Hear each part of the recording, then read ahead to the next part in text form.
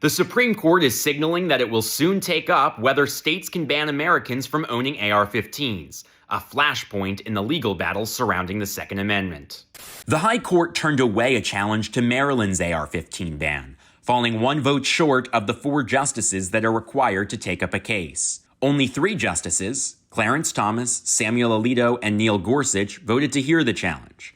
But another Republican-appointed Justice, Brett Kavanaugh, could soon provide that crucial 4th vote. In a written statement, Kavanaugh signaled that he wants to wait for the benefit of seeing how other lower courts address the issue.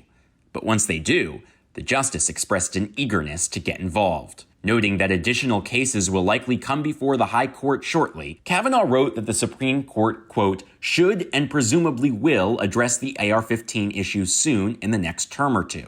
State bans on AR-15s have become a major Second Amendment battle in the wake of the Supreme Court's expansion of gun rights.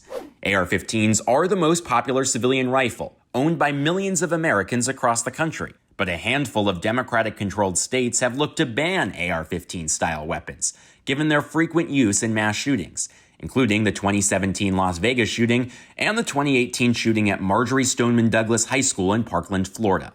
Maryland passed its law after a gunman used an AR-15-style rifle in 2012 to kill 20 children and 6 adults at Sandy Hook Elementary School in Connecticut.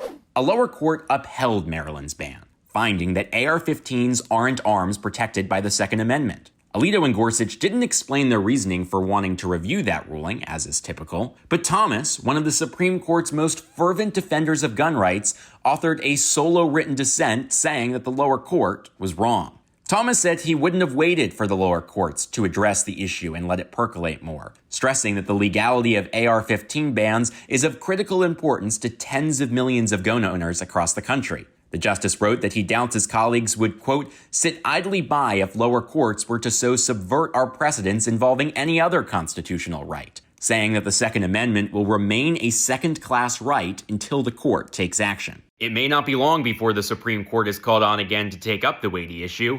Other cases are making their way through the lower courts and could soon reach the justices.